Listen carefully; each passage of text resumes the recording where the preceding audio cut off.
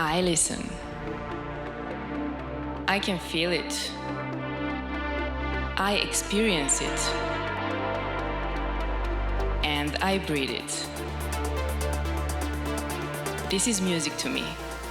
And who am I? My name is Nina, and I'm a music lover. And I'm about to take you on a journey into one of the craziest industries in the world.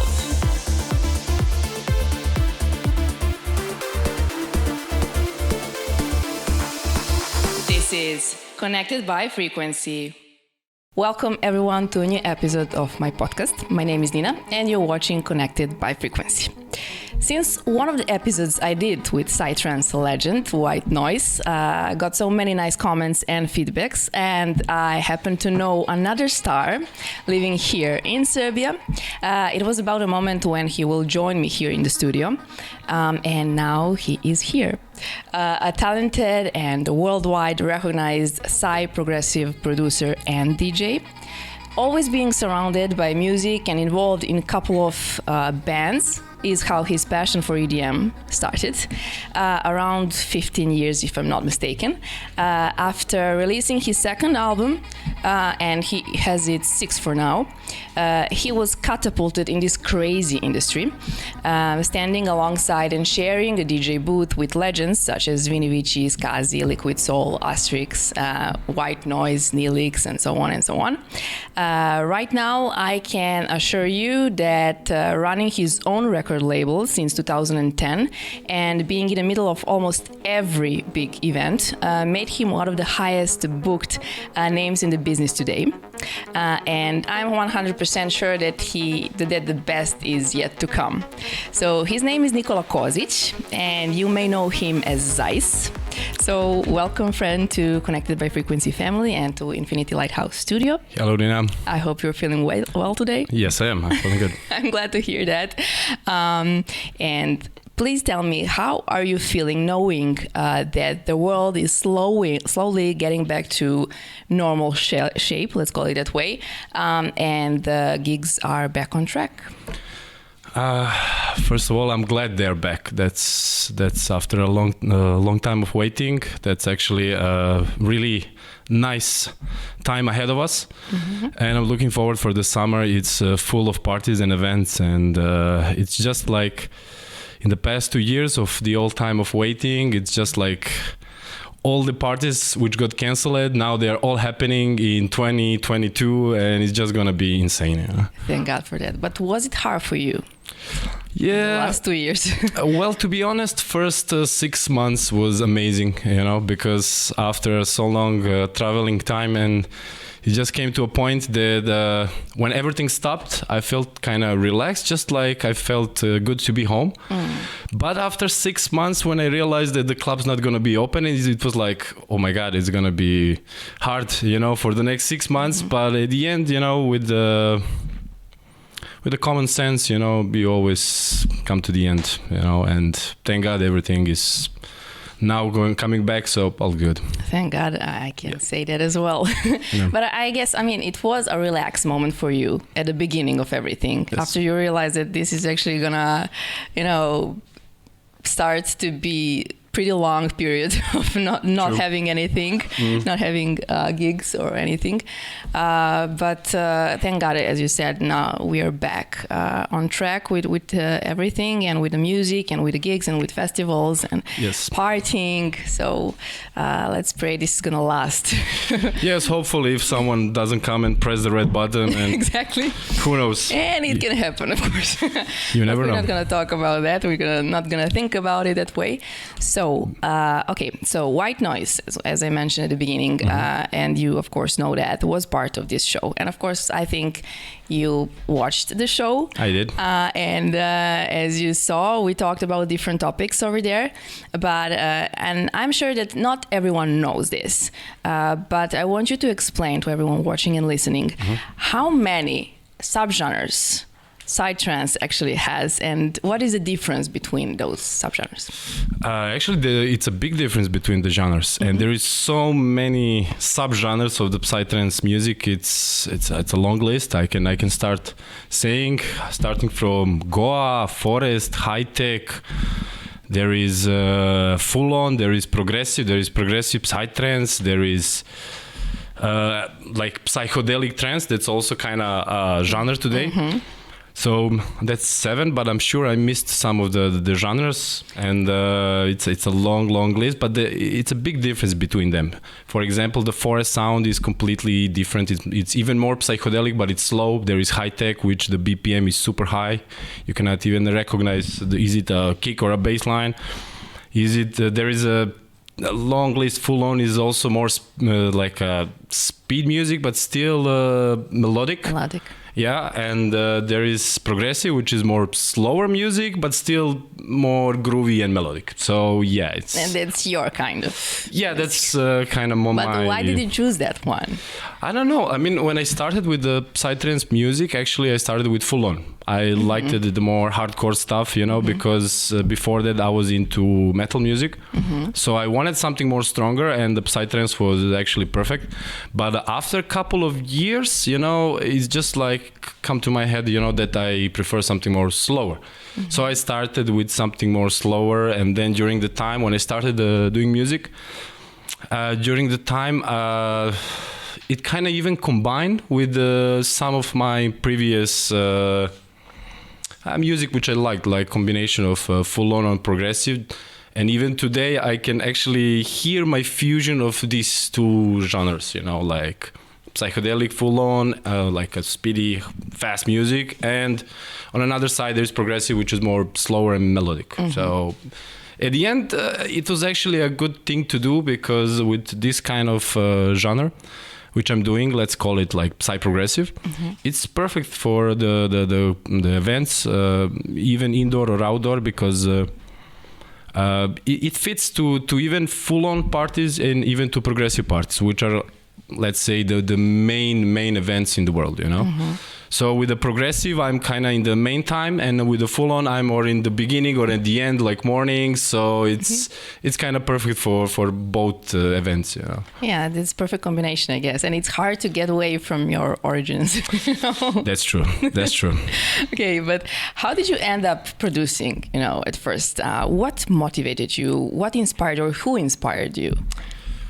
Well, that's kind of hard question, but even before I started producing trance music, I was into guitar. You know, I like to play the guitar. I even played a bit of bass and drums, and I was into the music. You know, so one day I was visiting a friend, and he was just there was some like strange music in the background. I was like, "What's this?" You know, and he was like, "Hey, it's a Psytrance." I was like, "Really? It's really strange and fresh for me." So I asked him to give me a CD, and that time we were still CDs. So I took a CD, I came home, and it was like just listening over and over one album. And then I realized it's amazing, and I wanted to know how this is created. So then I started asking around how to get some software. In that time, there was not even internet. Only the big companies, you know, had internet in some cities. So at the end, I found a software, you know, and there was a guy. He came, installed everything, and he was like, "That's it. Now you do it," you know. So there was no tutorials or something, and it was so interesting for me to just like do something with this. And then after creating even the first loops and scratches, and I was like, okay, I can do that, you know. So I was just keep on going, and then it came to the moment to expose myself, to send to someone. So I did send to some record labels my CDs, and two actually response. There was first was one from Austria, Synergetic Records, and the second one was Shiva Link, if I remember, in India. I had just one release with them. So then everything started, and just like domino effect went on. But I guess it was different producing back then, yes. comparing it to today. Yes. It's uncomparable, you know. Even the softwares back then, and like even the virtual instruments and everything was so much different than today. It's like uncomparable completely. Was it easier or harder?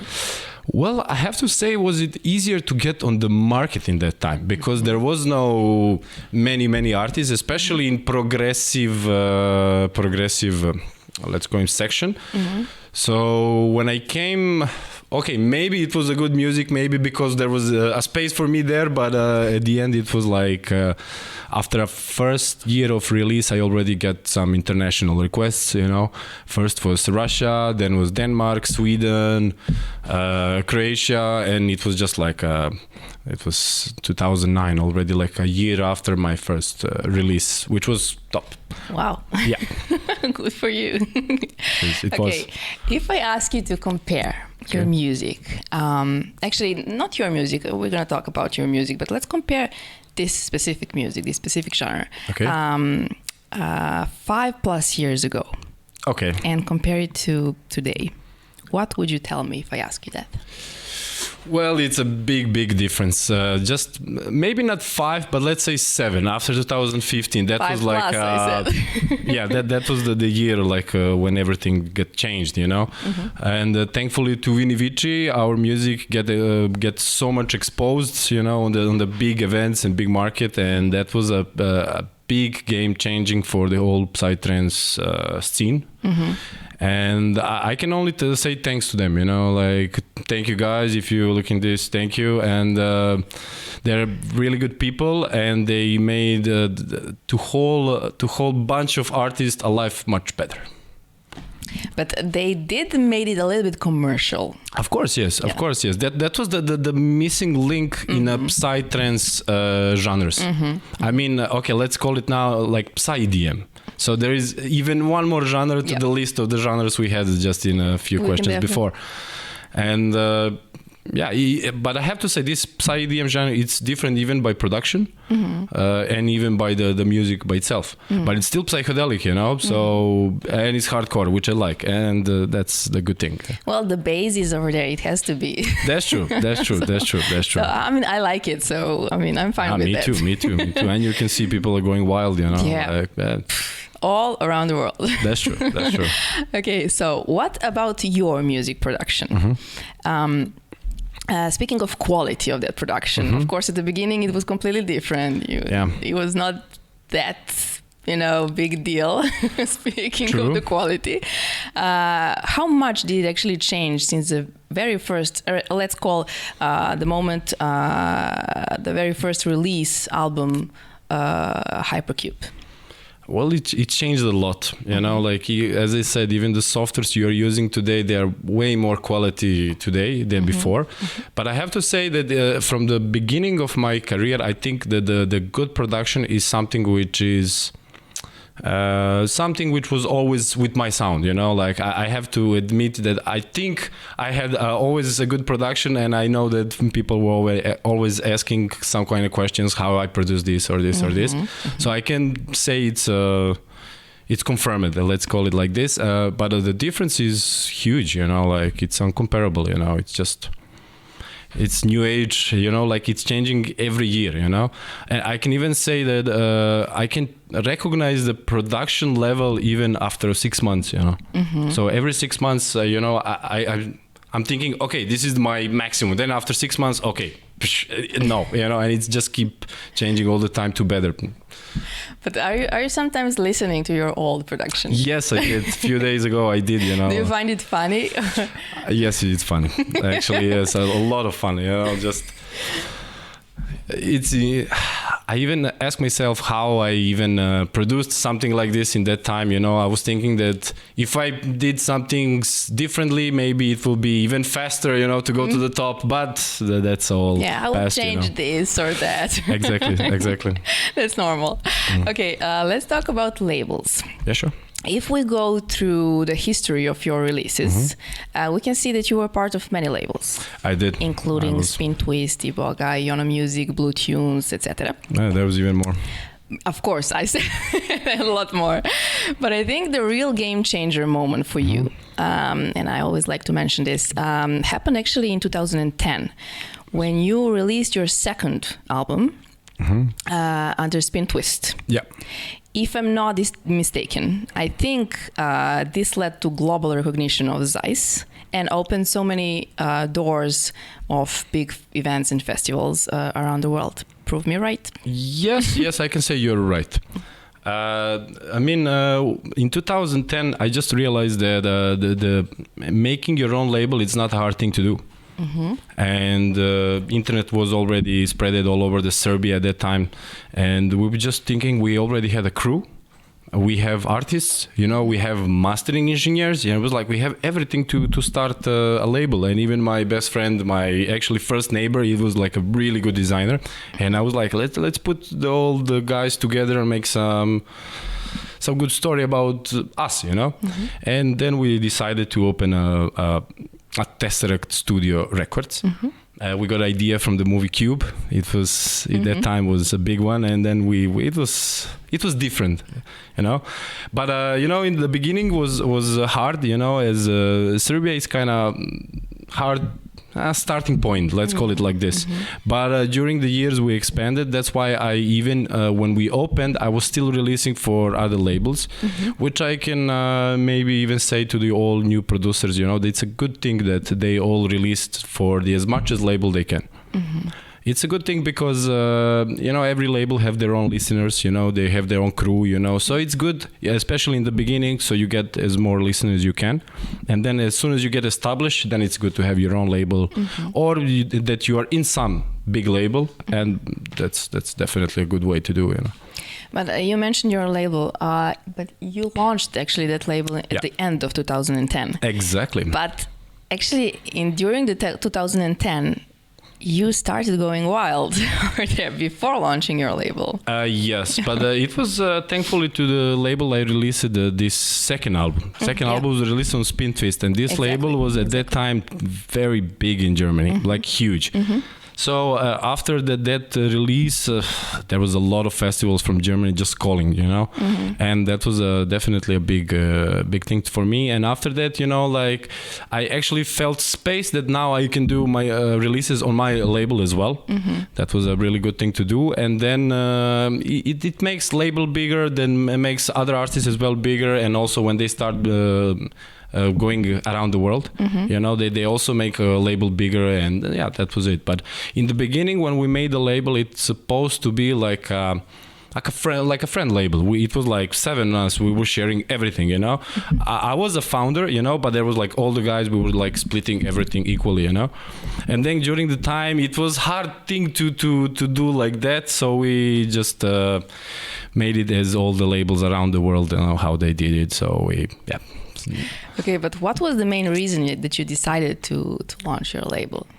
It was like I realized that all the labels from Denmark and Germany, they had the biggest label at the time. It was just like one man doing the management. And then I was thinking like how hard that can be, So I would start Googling around, and then I realized it's nothing special, It's just like one website, you upload everything and a cover and lock and done, and that's it. So I was thinking why I should release for anybody else except myself, especially when you have a name, then the things are way easier, and that actually happened. For sure. Yeah. But it happened not at the beginning, of course. No, it takes time. I mean, even today, like we can notice that things are going up and down, especially with Corona going down after the Corona going up. But still, I'm saying that even today, you can, you climb one hill and then you see another hill which is bigger. And then you climb that one and then you see another big one. And it's just going up. And never-ending story. Exactly. You always think you reach the top, but wrong. And then you just have to do it again. And get back to reality. Yeah. Exactly. So if I ask you, of course, but you can tell me that, is it easier when you have your own label to release your own tracks over there? But okay, I'm talking about the beginning of everything. It was not that famous label at the beginning, right? No. Not a lot of people heard of it. That's true. So was it hard to get recognized regarding that label, and regarding your releases at that moment for that label? Yeah. I mean, I understand that part, that it's easier when you have your own label. You can always release your music. You don't have to wait, for label owner or everyone, management and everything. But I guess at the beginning was not that easy. Well, I have to say that same like when I started with Zyce project, there was kind of space because the music I was doing had space for this, and even for the label. And that time, you know, it's not like today that there is billion labels and everybody have label, you know. Like I realized that I can have my own label. I can say that on the time, you know, because after that there was like avalanche of labels, you know. But in that time when we opened, it was kind of good moment for that. And that's why the label is still getting bigger and bigger, you know. Like we have more than almost 500 releases. There is 1,000 tracks. Crazy. And we're still releasing like every week, you know. But I can say that we didn't have a hard time like labels have today. It was not like they had today. Today it's even harder for them, you know. There is billion labels, like you have billion artists, but at that time there was not. So I always say the quality get recognized. So we had a couple of really good artists, and I think that even after 2-3 years we already was selling our artists to worldwide festivals, you know, which I think for the label is very good thing, you know. Like not thing, I'm saying very good timing, you know, for 2-3 years to have label like label artists all around the world, you know. That's a good thing. But do you remember how many years you waited for that label to be completely recognized? Maybe 4 to 5. It takes time, you know. Okay. Like people need to be patient when they do something they love, you know. It takes time, you know. But you know, the prize is most important thing. When you get, you know, the prize, you know, what actually you were like working for, then you're just happy, and then these 5 years it doesn't matter these 5 years anymore, you know. Well, you're completely into that, so yeah, that's so doing it over here, over there, it's the same. Exactly. And you can do this from your home, from Brazil, from Australia, from anywhere in the world, so it's actually a beautiful job to do, you know. Awesome. Yeah, well, I bow to that. Okay, so I know you were part of an interesting project called Vertex. Yes, I was. Yeah, and I'm gonna act like I don't know anything about it. Okay. And I will kindly ask you to explain the idea and the history of this project. Yeah, but not just Vertex. When I started, I think I had 5 or 6 projects, maybe even 7. Yeah, I think there was a Beats Club, which I released just 1 track. I had Horizon, which I released an album. I have Tesseract, it was like a chill out, like a music. And then there was Zyce, Actima, Vertex, which were like primary at when label got opened. Vertex was initially my project, and then after 2 years I realized that Zyce and Actima projects were already making enough, let's say, making enough of music, and as well I had enough gigs with them. Then I realized that the Vertex was kind of slowing me down. Then I realized I need to have a partner in this label, in this project. So I invited a friend to join me on this project, and we were working like 4 or 5 years, you know, together on this. During that time, Zyce exploded most, you know. So at the time, and actually now I'm working just Zyce, you know, most of the time. So I decided that Vertex project, I'm gonna leave. I just left to a friend, you know, like he's now doing Vertex on his own.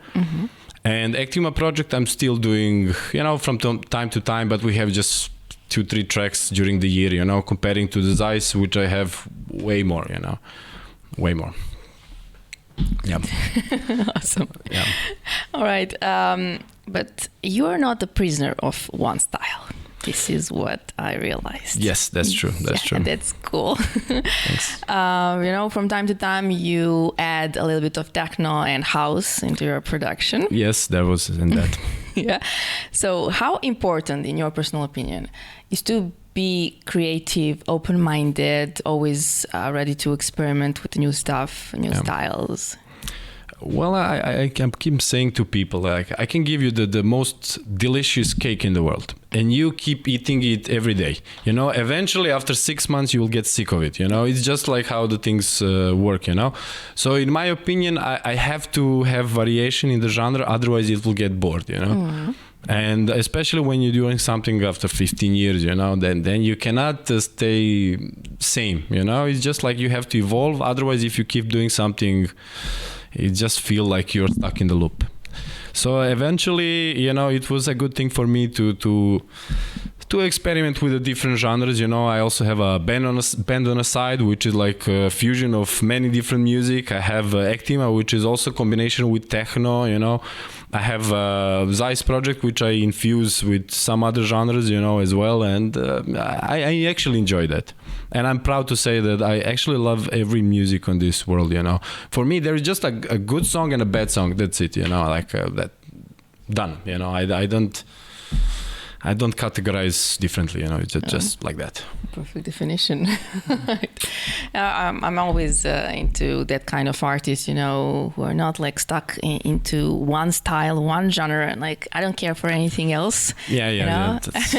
And I don't respect anything else. That's the other side of it, bad side. I don't understand these people, but good luck doing the same thing for 20 years. That's exactly. That's a hard thing. I mean, you are there for the same reason like everyone else in this industry. Yeah. I mean, it's good to hear other opinion, other music, True. And maybe your creativity is going to grow a lot more. Hopefully, yes. Yes. But, even the inspiration is like a sort of a training, like if you push yourself, that you work every day, when I'm discussing with some other artists, or people who want to become an artist, they're always like, I don't have a studio at the moment, or other people, I have a studio, but I have no inspiration,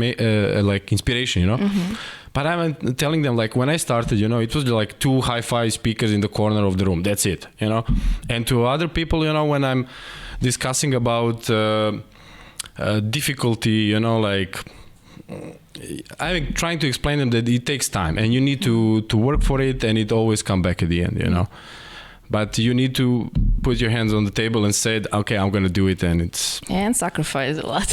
That's true. But if you have someone to help you with this, that's perfect. Yeah. Okay.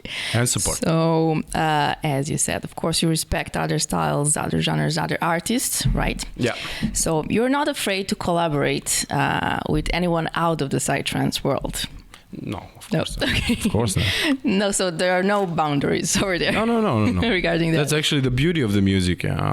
It should be like that. Yeah, you're creating a fusion. Instantly you are doing a music. I recently did a track with a guy who's doing only chill out music. Mm-hmm. So like we decided to do like a trance track, but to be in the chill out mode, Mm-hmm. And it was a really, really good results at the end, Awesome. No. Okay. If I ask you to name a couple of artists you appreciate so much in the scene, not psytrance. Non-psytrance. Okay. What would I get as an answer from you? Well, I have to say that my favorite bands and artists are changing time to time. So at the moment, after making my own band in the last 2-3 years, I'm trying to finding some new bands, like something I didn't heard something from before, Mm-hmm. So at the moment, I'm listening to Ayot band from Niš. They're our guys, right. But I was really surprised because I didn't know they're from Serbia. Mm-hmm. But they surprised me a lot, and it's kind of, let's call it jazz, but it's like psychedelic jazz on a way. Oh, wow. Very interesting music, very interesting music. And the guys are releasing for many years in the past. And I recommend to the old people that they can listen to this. But of course, there is many bands at the moment I love, from Rammstein. That's also something I was listening in lately. Back in the days. Yeah, but I'm still loving some of this Tool. That's also one of my favorites. Pink Floyd, of course. The list is so long, Yeah, we could definitely talk about this for 5 days or something. Dubiosa Collective, I also love them as well, The list is too long. I will forget some of them for sure, It's okay. We're going to stop over here. Okay, so as we mentioned before, popularity of this genre changed. Yeah. We can agree on that. Do you think one of the reasons, as we mentioned before, is definitely that some artists, big artists, are going a little bit more commercial? We mentioned this at the beginning, but do you like that this music is going into this direction? I have to say I do. You do? I do, because before that we had underground scene. But today we have commercial and underground scene. So for me, it's just like more option on the menu. So if you want to go to the forest, okay, go to the forest, no problem. You know, there is music for that. If you want to go to the EDM Psytrance, yeah, there is a festival for that. If you want to do high tech or you want full on, you can choose yourself. It's like a restaurant with a menu. You just choose where you want to go, you know. So yes, I did heard some of the people commenting, yeah, I don't like in which direction the Psytrance is going, and I'm saying, okay, but the other options are not dead, you know. Yeah. You know, like you can still go to the every genre you like inside the Psytrance music. No one said it's you know, gone from the scene, you know. So in my opinion, it's even bigger options. So there is no reason to say it's bad, you know. Now you have commercial Psytrance parties, you have underground, choose your pick. Yeah, exactly. Don't be closed-minded. Yeah, sure, you know, like yeah. I think all the real genres, they had the same evolution, you know. In the beginning it was underground, you know, and then it just become solidly big, and then a commercial side of this, and then it's becoming huge. I mean, I can compare it even to a rock, you know. Every music is just same story. I think. But you still have heavy metal and rock, hard rock, and this, and even underground rock and punk and whatever. You do, but it's not popular. No. But if you're a real listener of the music, you will find the people. You'll find it. You know, that's for sure. That's true. I was thinking actually about this music because when I started listening to electronic music, I mean, this kind of electronic music 10 plus years ago, I think 12 years ago it happened. And of course there was a couple of Psytrance events back then here in Belgrade. And I remember it pretty well. I didn't like it. I mean, it was completely different. I mean, or my taste changed. I don't know. Maybe that could be the case as well. But I think Psytrance music evolved a lot for that 10 plus years. It did. It evolved a lot, but it's, you know, we have to first discuss what kind of event were you been, you know, like what kind of club, you know. Bashta? That's so bad. I mean, not so bad. It had good days, but it doesn't bring the good vibes anymore, you know. But there is some location in Serbia which they really have amazing energy. Starting from Barutana, that's my favorite, you know. That's my by far the favorite, you know. Not only for Psytrance, I mean a lot of all genres is there, from techno, from rock and roll, from everything is there, you know. A legendary definitely. Yeah. I have every year once in a year show there, and it's always a special one, and I know. My favorite, you know. And I still haven't been there. I invite you now. You come and join us, and you see what's the real Psytrance events these days. Actually, in May, I think Nilix is coming. Yes, he's supposed to be during the Corona or just before the Corona. Yeah, it was cancelled. They postponed him to time. Yeah. That's definitely event something you will like. I know. I listened to him live. Yeah. Yeah, and Luminosity Festival. Yeah. It's trance festival, of course, but they have even Psytrance. Which year was that?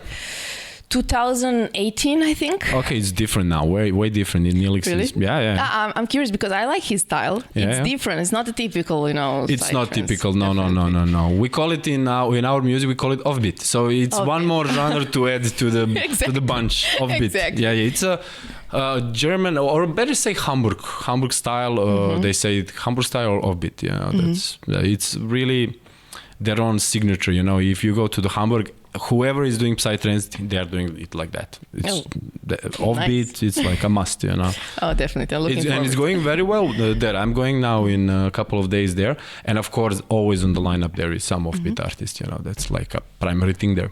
Awesome. Can't wait for that. Right.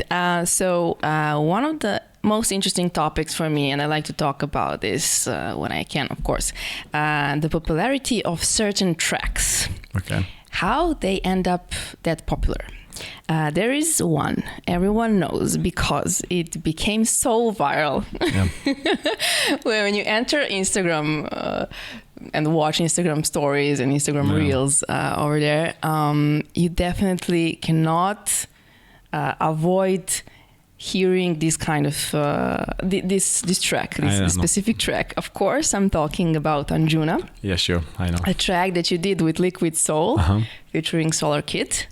And as I said, I'm always fascinated seeing some of those tracks that are actually not commercial kind of tracks. On the edge, let's call it like this, but it's still I'm curious every time to hear how they end up being this popular, let's name it like that. I have to say that this track became popular like recently. I mean, when we released it, it was big, but not like today, you know. Exactly. But that's how you recognize which track is actually a hit, you know. If the time, with the time, you know, if it's still there on the market, that means it's a quality or a hit track, you know.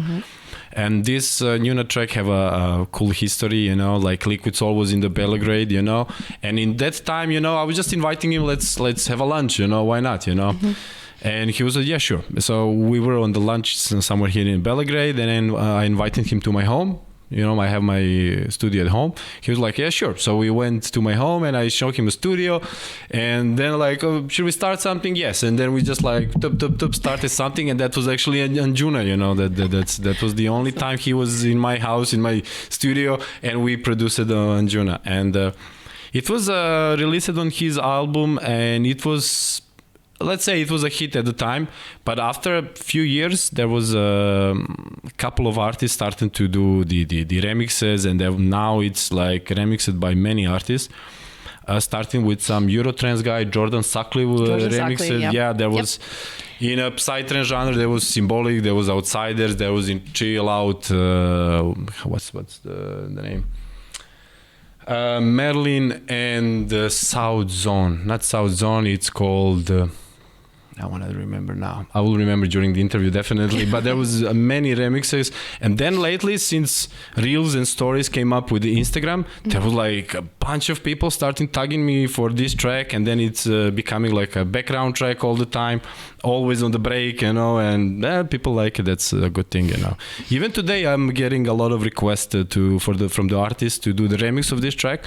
And soon it will be released the remix of this track by one huge artist, but I'm not gonna say it now. Okay. You're not gonna reveal it. Yeah, I'm not gonna reveal it. You're gonna tell me later. I will. All right.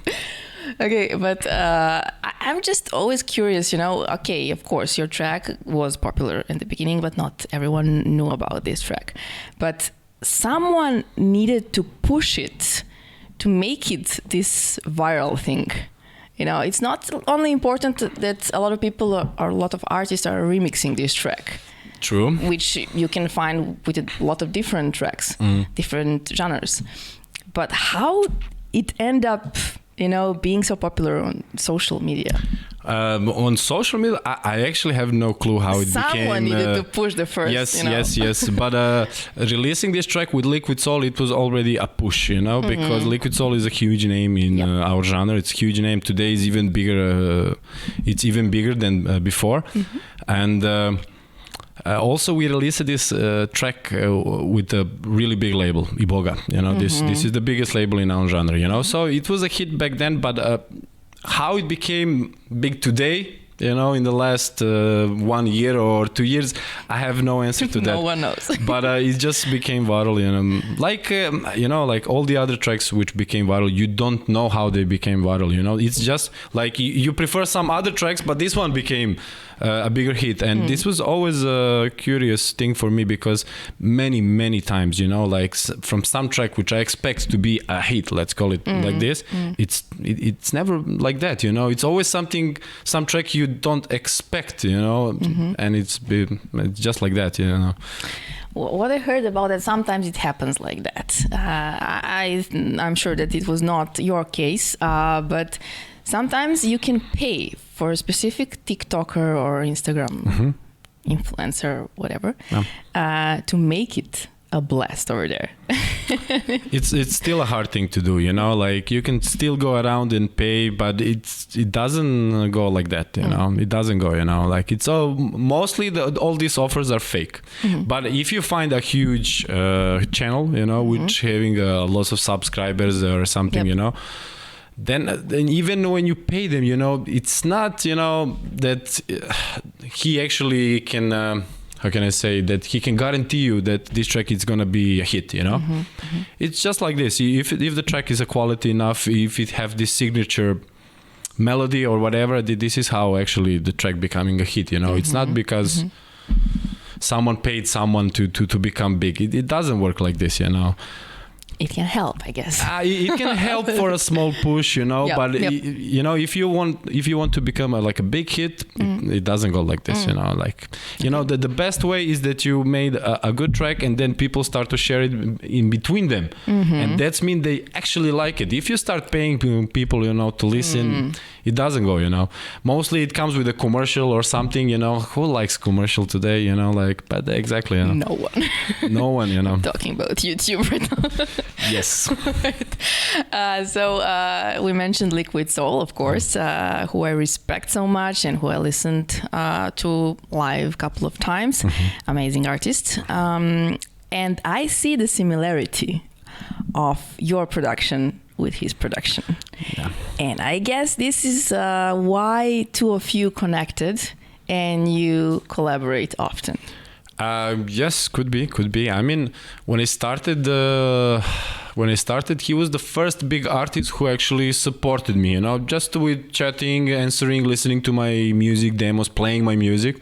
And then when he was in Serbia, we actually got connected, you know, frequency connected. And then we actually started making music, and then we realized that we are on the same frequency, you know. And he was kind of my role model, you know, like he teach me so much, you know, like what's happening on the scene, how to approach some certain things in production, you know. So I can only say big thanks to Nikola. He's have the same name like me. Have the same name. Yeah.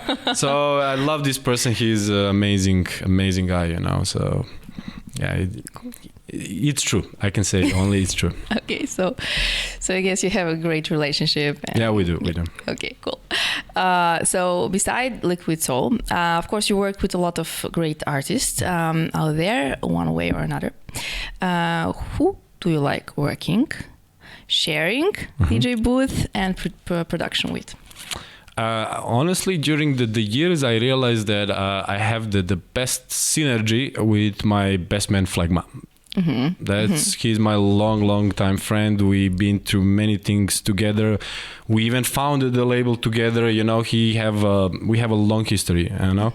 And even today, you know, just sitting with this guy in the studio and making, you know, we can do everything just in silent, you know, like how we actually understand each other. And so it's a privilege to work on the music with him. And lately he's really emerging into amazing good artist. And he's getting more and more popular here. He is actually very popular in Brazil, but in Europe not so much. So recently he's becoming big here, and that's also a big thing, and for us and for the label. And and he's also really skilled guy with the softwares and in the music. So yeah, I love to work with him. That's definitely my number one at the moment. Yeah. It's good to hear that you have someone like that beside you. Yes. Okay. So how I see this genre actually is you people. I'm talking about Psytrance producers, DJs, and of course fans, music lovers. Yep. All of you have this crazy community full of respect, synergy, ready to help each other all the time. Peace, love, unity, respect, you know. Yeah, exactly. So this is what I don't see in any other genre, not even in trance music. At least not that kind, right? So can you try to explain to me how this unity actually was born, and how did it grow this strong? The way how I see this, and the best way is to compare, you know, compare Psytrance music is with the hippie community. And even when the whole thing started with the Psytrance, everybody like fluo colors, everybody like this psychedelic, lots of colors like this, you know. And you know, during the time it became really like a community, like exactly like hippie community, you know.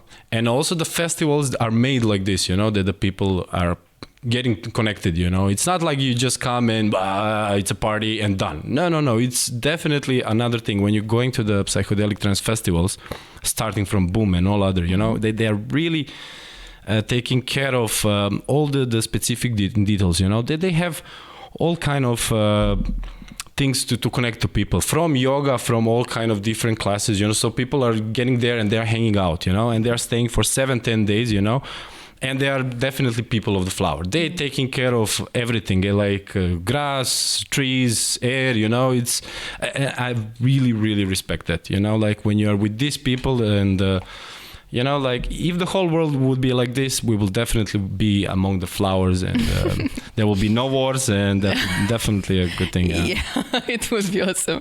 It definitely reminds me of Ibiza when you talk. There is kind of this vibe, but this is still because Ibiza still have this hippie community, and the whole thing on Ibiza was started by hippie people, So even all the places today, which are party places, they're all started with hippies, So it's just like that.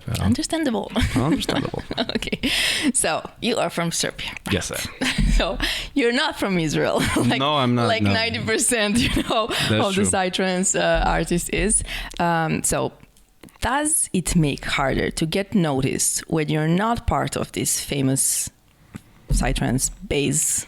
Well, like in Israel is very hard to become famous, because when you have such a strong competition, it's really hard for a new artist to become big, In Serbia, when I started, there was just 2-3 artists, maybe, I don't even remember, it was 2. Maybe I was thinking maybe like 1 or 2. There was Talpa, there was freaking Frequency, there was Alternative Control, and that was it. And I was the first one with the progressive sound, And... what was the question again? Was it hard to get noticed when you're not? It was hard, but I have to say that during the years it was like a trend mark of us, because during the years all the Serbians, and now we have around almost 10 projects of psychedelic trance, the guys who are actually releasing music and traveling, like all of these guys.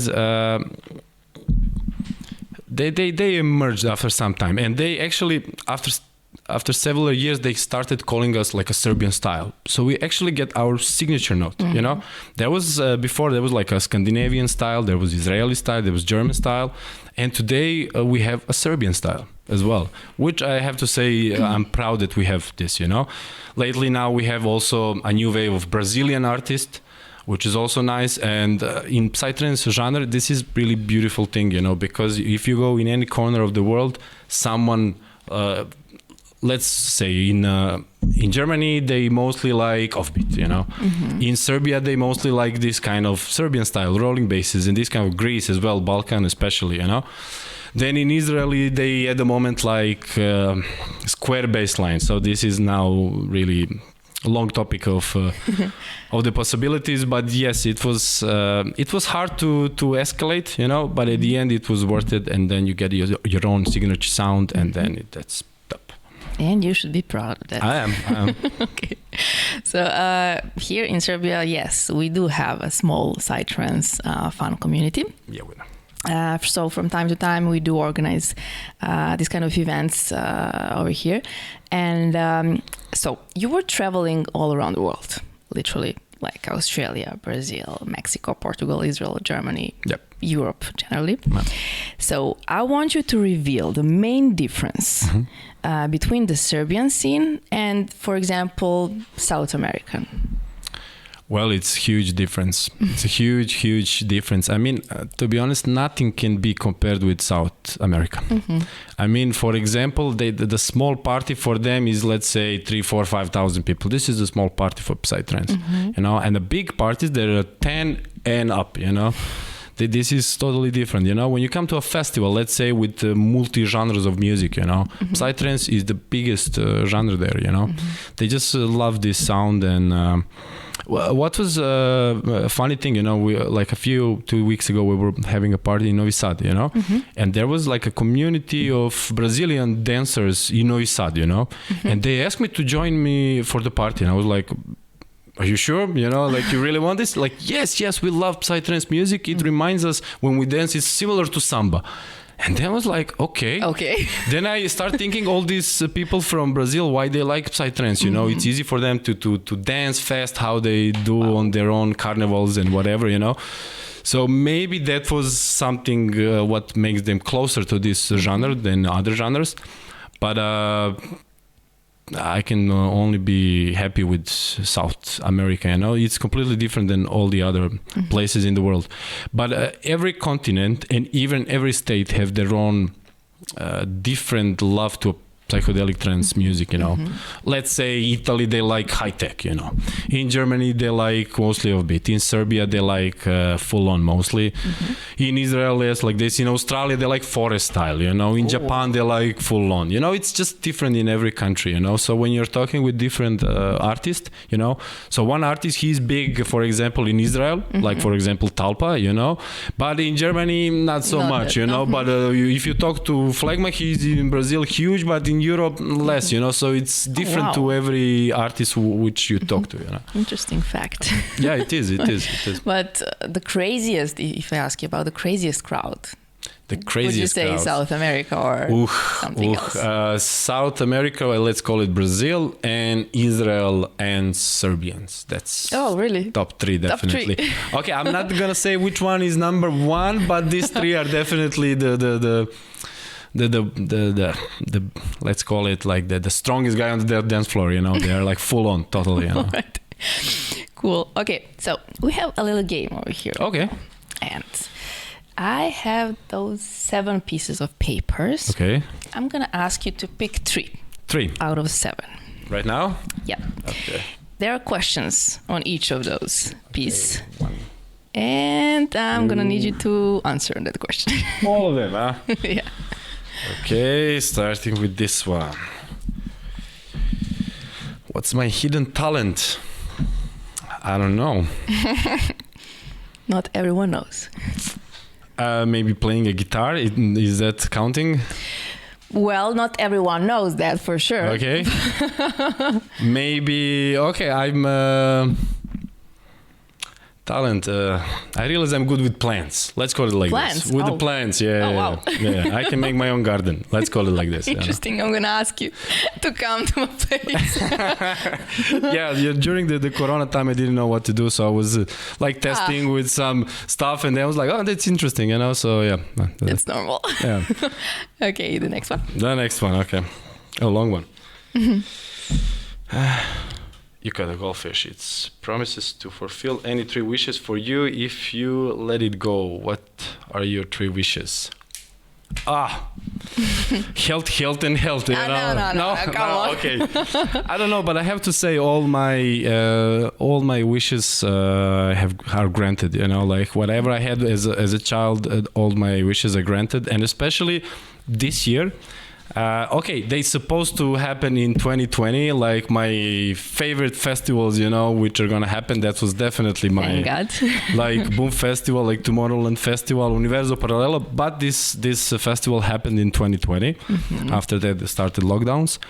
So definitely, my old wishes are granted, and is this just one wish when I say? I mean, like playing with this festival is just one, so I have to think of 2 more or exactly. What? Okay. So I've been around traveling. It's not any more fun as it was. I don't know. Like definitely, I want a big family. That's for sure. Okay, good one. Number 3 is health. Can I use one for the health? You know? Damn it. Okay.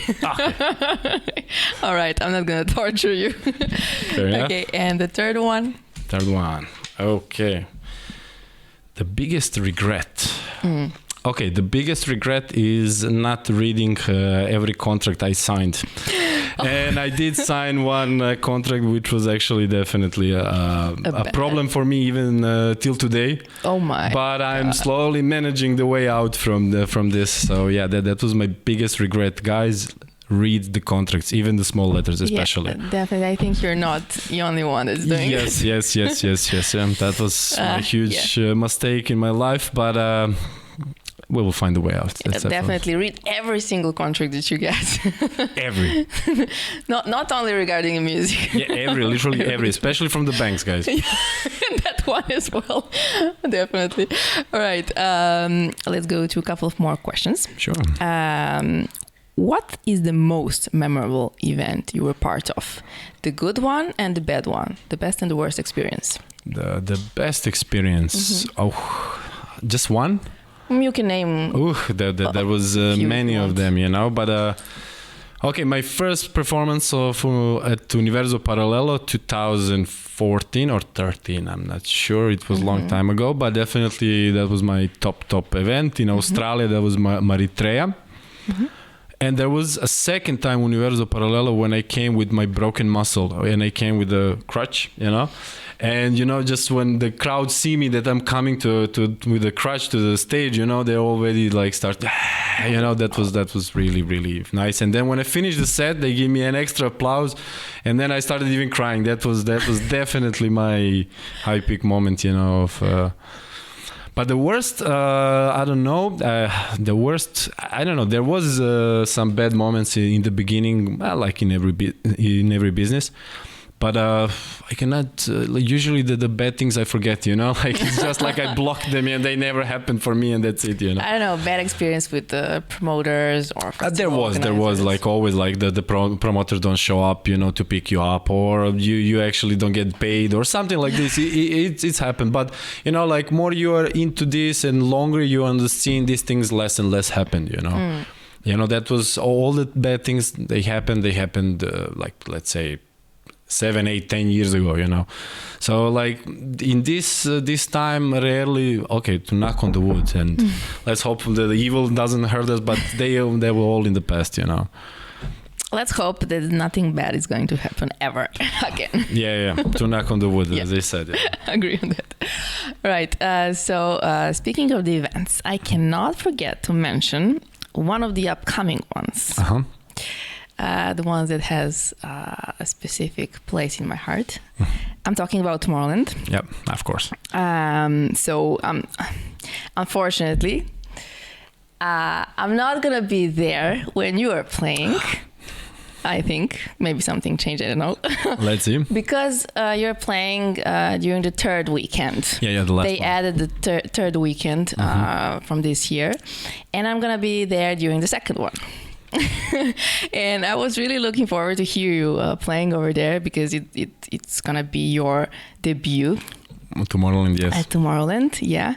And I want to support you, but it is what it is. Let's see what's gonna happen.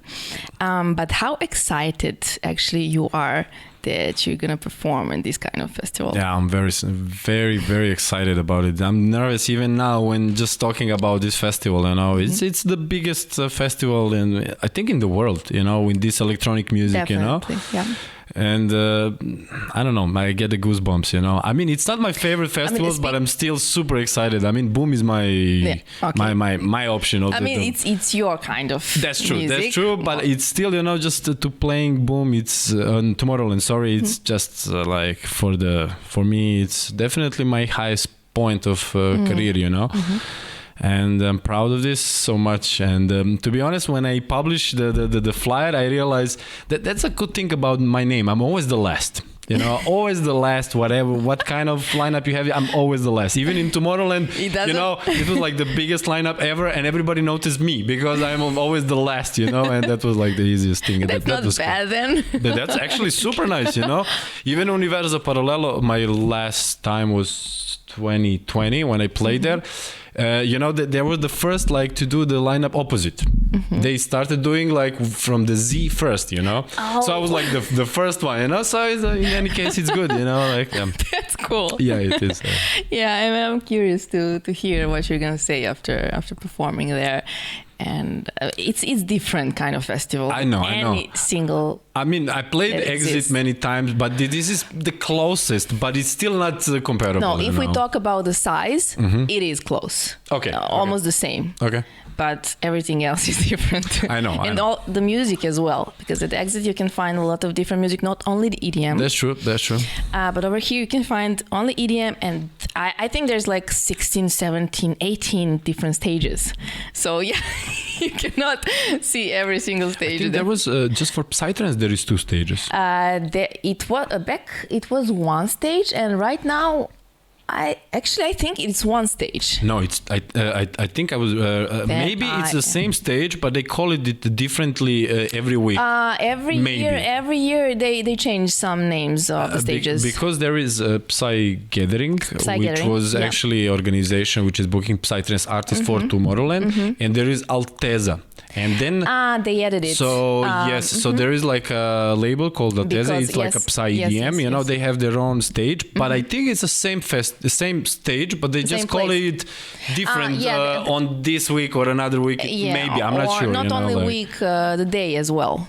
You know, they name it by the label, for example. Yeah. Or they name it by, I don't know, music style or something like that, or community or whatever. Yeah, I'm not sure, but because I was checking the timetable of what they gave me, and then I noticed Psy Gathering one day, and then I saw Alteza, but that was some months ago. I don't remember exactly, but I'm sure there is two names for Psytrance stage. One is Psy Gathering, one is Alteza. Is it different or not? You know why? Sure. And I need to touch this topic, and we were talking about this. We were changing actually messages regarding that, and I said I'm gonna mention it. Yeah, sure.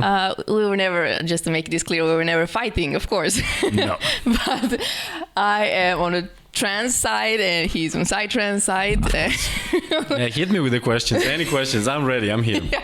No. It's not gonna be like that. I'm just gonna mention this because speaking of Tomorrowland, what I realized that, and it's pretty weird for me because in the last years, trance was there during every weekend. This year, it's gonna happen only during the third weekend. Yeah. Yeah, the first one, nothing. The second one, nothing. And I'm going to be there. The second one, nothing's going to happen, which is pretty weird.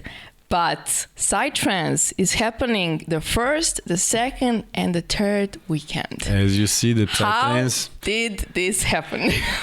Well, maybe people start recognizing Psytrance as an actual genre, and they see the people started to like this. Come on. It was like it was the same thing when it was like rock and roll, and then they invented metal music, and then you just started realizing that people like this energy. So, in my opinion, people wanted something more stronger, especially these times are hard around us, so they need something more stronger to put all the energy out. Okay. I'm guessing. Maybe it could be the case, but what I found actually as good is that a lot of trance artists are going to perform at main stage. There was as well, yes. But I think Vinovic is performing at the main stage only, main speaking stage, of Psytrance. Yeah. But still, we always had this one stage, specific for trance, and now we don't have it. We took it there. You took it. We took it. You took it, yeah. And even during the third weekend, I think it's going to be only Anjuna beat stage. Speaking of the label, Anjuna beat, but not a specific trance stage with a different, artist over there. Even a state of trance, which was a specific stage that was over there during one weekend, it doesn't exist anymore. No? Armin van Buuren is playing at the main stage. So many stages, so many artists. I couldn't, listed all of them, I did. I mean, you were looking only your... No. I was looking at every single artist over there, and I'm pretty happy with the lineup. Okay. And every single week has an amazing lineup. It's always like you get something, you lose something, whatever you choose. Because when you're buying tickets, you have no idea who's going to perform at what weekend and what day. So you're just gonna need a lot of luck if you wait for someone specific to that's true. play. But now I remember when you said the Vinovic is playing main stage. Yep. But they are owner of the Alteza Records, which is funny. They have their own stage for for their own artists, And are they playing on Alteza stage? I don't know. I think they are playing. So they are playing two times? I think so. I mean, why not? Which is not weird. Actually, I saw that Nilix is playing two times. Yeah? Yes, he's playing one week, the next week. I'm not sure is it the same stage or how it works, but I just noticed he's playing 2 times. I'm always curious to hear why some artists get a lot more space to play. Like, who knows, and good management as well, I don't know. But why not? I mean, for example, yourself, are you on all 3 weeks on the Tomorrowland? No. Exactly. So maybe he's playing on one. I would the second be. one, maybe it's a different crowd, Yeah. And as you know, this festival is like with many stages, So if you don't want to listen Nilix at the moment, you go to another stage, and the next week there's Nilix again. So. Exactly. And you're not gonna succeed in listening to every single artist you want. Not a chance. I tried. Trust me. How many artists there is in Tomorrowland? Oh, no, don't ask me that. I mean, if you have so many stages and on every single stage you have 7, 8 artists every day, then it's crazy. I mean, I posted the lineup. It's just like the smallest letter ever, It's like the full all the picture names, of just all the this, names. Don't even try. It's a good time to be the last, I guess so. Yes. All right. So you mentioned that you have a hobby, and I'm talking about the band. Yeah. Tell me more about this. Well, since my young age, I liked bands, like this. Then with the trance music, of course, it's my biggest love, But now when the Corona came, I was thinking I needed something on a side, Like I couldn't just do the music, trance music, because I don't feel like it's time to dance. That was in Corona time, Mm-hmm. And then I realized, okay, I want to renew my old love to guitar, So I started playing a guitar, and then I made 1 song on guitar, 2 songs, 3 songs. Then I started doing this on the computer, combining with this. Then I called a friend who is an excellent guitar, like a lead guitar, So I asked him, you want to join with this? Let's make something. Yeah, sure. So we started like this. And then he have a friend who is a drummer. Okay, call him in, So we call him. Then we call a bass player, And at the end, we ended up totally different than what we actually wanted, But that's actually the beauty of the music, like the synergy with different people, And it helped me also a lot to learn through the musical education, let's call it like this, because music you can still learn so many into this, So I'm really happy to have this band as well. And hopefully in some time when this is ready, I will come and say it's ready, to present to the public, And maybe at some point you're going to stop making, Psytrance music. I don't think so. I really enjoy doing Psytrance music, and definitely I feel that when I'm doing Psytrance music, that's something I do best, Not on the world, but it's from my all skills I have. This is something I can do the best, But of course, I love everything what's connected to music. That's connected to frequency. It's amazing, So I love doing and this and that and whatever, Like, I mean, you still have in Psytrance music, for example, like a project, Man with No Name. The guy was extremely big, in 90s. He have his own album, and he was releasing just few tracks in after 2000, but they still book this guy, like after so many years, he is signature of the Psytrance, that's it. But I really want to be one of these guys that I will push myself to the end. I can, as much as I can, the longer I can, like I enjoy this music, and that's as well like a signature of my life as well, Well, it is your passion, so. Yeah, sure. But until it's music, I'm happy, Like everything until it's music, I'm happy to live in this life, That's for sure, Okay, got it. Okay, so besides Tomorrowland, there are a couple of more big events waiting for you. So where and when can we hear you playing? The list is big this year, like because all the festivals were supposed to happen 2020, and then the people who tried to make events in 2021, everything is now in 2022. Everything gathered. So yes, I have for the summer couple of continents, and I have many festivals every week, so there is festivals from Germany, from Israel, from Brazil, from Portugal, from There is Belgium, there is France, they said France, there is, I cannot remember them all, but there is a long list. Okay, everywhere. Yeah, everywhere. Yes. Yeah. It's good that you're going to be present everywhere. Yeah, I'm happy about it because, after 2 years of not traveling, I mean, we had some travel during the summertime, only like few gigs, but, like for me who get used to travel around all the time, it's just like, I feel it's time that I just go around and rock it as much as I can, let's call it like that. Let's do it then. Yeah, can't wait. Yeah. It was about time. So are there any new tracks or projects that we should be aware of? Yeah, sure. I just released a track a few weeks ago. Yep. It's called Free of Control. Amazing. The title came just from the whole mess in the world, because, finally we're free of control at the moment. Hopefully we're free. Hopefully. We still don't know, at the moment. But I just wanted to express my feeling, or opinion. Mm-hmm. So it's just got released. Zyce Free of Control track released on Tesseract Studio Records.